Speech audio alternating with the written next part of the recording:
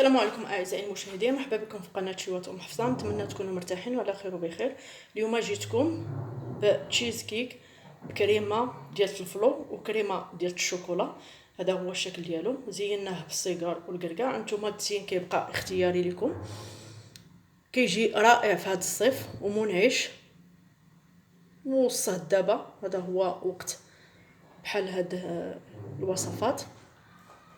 هانتوما كتشوفوا انا نحل لكم نقطعوا طرف ونشوفوا. بسم الله. ضروري خصو يبرد مزيان.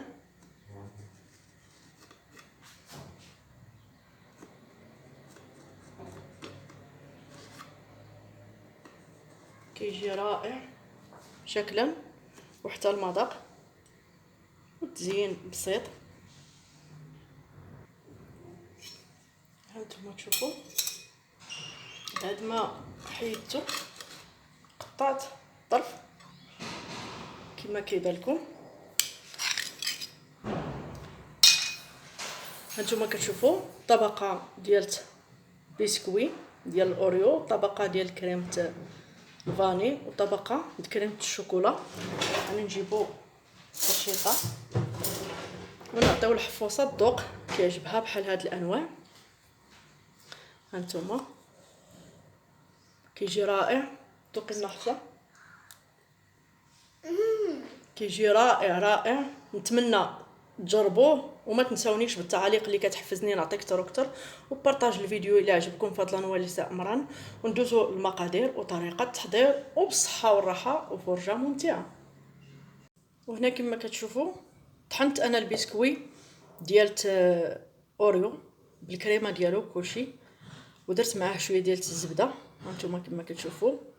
ودرت انا شويه ديال الكاوكاو، درت حتى الكاوكاو البسكوي ومعاه الكاوكاو ها هو. فطحنتهم في الهاشوار مزيان ضفت لهم 2 معالق كبار ديال الزبده دايبه. تقدروا تزيدوا حتى 3 4 على حسب. دابا هنايا انا غناخذ هذا المول هذا، عنده هذه القراصه هذه باش كتفتح. غنصب فيه الخليط ديالي اللي طحنته في الهاشوار.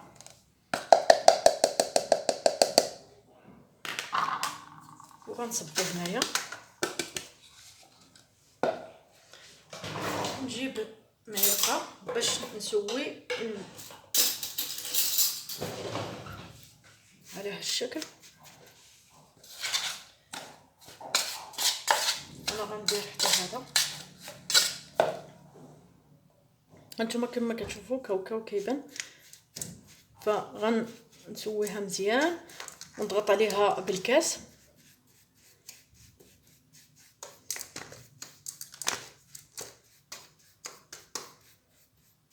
هنا عندي 200 غرام تقريبا ديال البسكوي، زياده على درت لها 100 غرام ديال الكاوكاو. هانتوما كما كتشوفوا كتجيب المذاق ديال الكاوكاو رائع. تشيز كيك منسم بالكاوكاو. هانتوما غنبرك عليها مزيان، نضغط عليها بشي كاس. هانتوما ندير بالكاس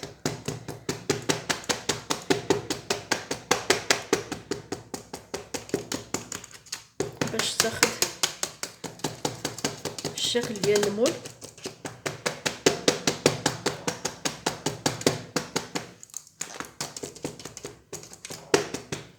بالنسبه للزبده تقدروا توصلوا حتى نص كاس، ولكن بما ان انا طحنت الاوريو بالكريمه ديالو، داك الكريمه ساعدات على كما كتشوفوا. دابا غنملسها مزيان بالعاشق ونوضعها في الثلاجه وندوزو باش نحضروا الكريمه. وهنا بالنسبه للكريمه كناخذوا كاسرونه غنوضع فيها 4 المعالق حتى 5 ديال السكر الحبيبات بهذا الشكل. غنضيف هنايا نشا مايزينا نضيف معلقه ونص حتى لجوج معالق. وغنضيف هنا الفلو ديال درهم، جوج ديال الفلو ديال درهم.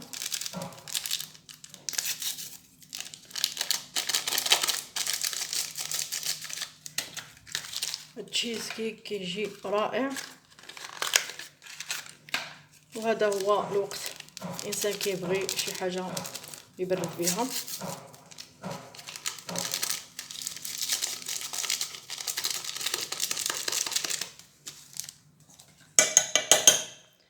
غنخلط العناصر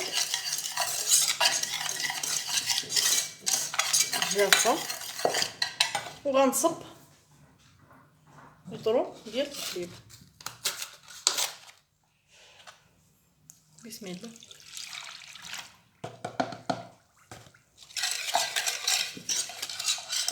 نخلطو مزيان على البارد. دابا درت غير نص لترو، عاد غنزيد نص لترو اخر.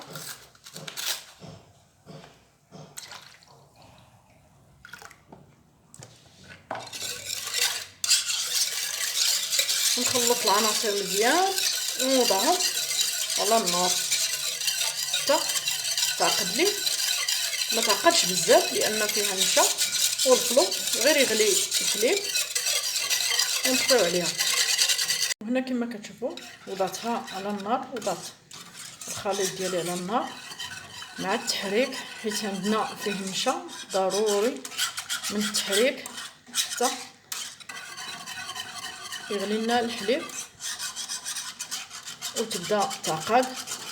غير شويه ونطفيو عليها النار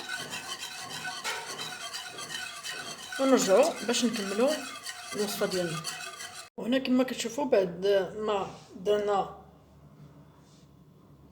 تشيز كيك ديالنا في الثلاجه يبرد بالطبقه ديال الكريمه ديال الفلو، هنا خديت كاسرونه وضعت فيها معلقه كبيره ديال بودره الكاكاو تكون نوعيه جيده.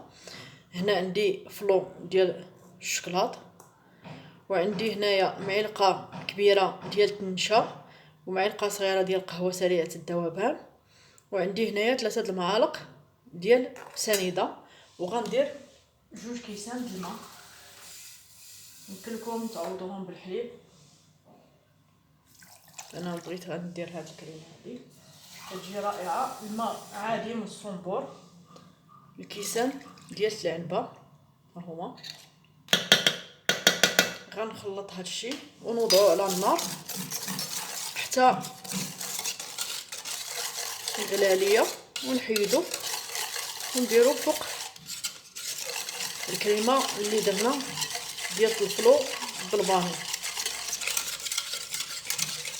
انا كنسبق لي وقدمت معكم هاد الكريمه هذه د القهوه، كتجي قهوه مع الشوكولا كتجي رائعه. انا غنديرها فوق النار تغلي ونعاودو نتلاقاو باش نكملوا الوصفه. وهنا بعد ما وجدت لي الكريمه ديالي هانتوما كتشوفوا، انا غنزيد نعززها اكثر. غنضيف شوكولاطه الدهن، الا متوفره عندكم، ما متوفراش ماشي مشكل، يمكن لكم تستغناو عليها. غنضيف 2 معالق ديال شوكولاطه الدهن، فانا الشكلاط عندي على برا دايب في هذه السخونيه، ونخلط حتى يندمج ليه الشكلاط مع الكريمه، كتجي رائعه هاد الكريمه. وهنا كما كتشوفوا بعد ما وجدات الكريمه د الشوكولا ديالنا كنصبوها فوق الكريمه ديال الفلو اللي كتكون بردات تماما. كما كتشوفوا انا هذا المقطع للاسف تحذف ليا، ما عرفتش ما لقيتوش في التليفون ملي جيت ندير المونتاج، فاعتذر. كتصبوها فوق الكريمه ديال الفلو وكتخليوها تبرد وتزينوها كما حبيتوا واللي متوفر عندكم. انا التزيين دائما كنقول لكم في جميع الوصفات ديالي اختياري، كيبقى على حسب اللي متوفر عندكم. انا زينتها بالقرقاع والصيقار والحبيبات، ودرت شويه ديال لاصوص كراميل متوفره عندي، وما بقى لي غير نديرها في الثلاجه تبرد تماما. الا درتوها في الصباح العشيه عاد تناولوها، درتوها بالليل حتى لا غدا ليه. كما كتشوفوا اعزائي المشاهدين، هذا هو الشكل النهائي ديال التشيز كيك ديالنا. بعد ما كنحيدوا الاطار كتكون بردات تماما. انتم كتشوفوا داك الكراميل في الزقاد، داك لي سيغار، ولكن كيجي منعش رائع وبكريمه سهله ديال الفلو، وكيتحيد من الاطار بسهوله. وكما كتشوفوا راه كيبانوا الطبقات، طبقه ديال البسكوي سوداء، وطبقه ديال الفلو، وطبقه من الفوق ديال الشوكولا. وكما كتعرفوا الشوكولا كلشي كيبغيها، الكبير والصغير. فنتمنى الوصفه اللي قدمت لكم ديال تشيز كيك بالكريمه الفلو تنال اعجابكم، وتجربوها في بيوتكم. وما تنساونيش بلي لايك وتفعيل الجرس باش يوصلكم كل جديد، وبالصحه والراحه وفرجه ممتعه.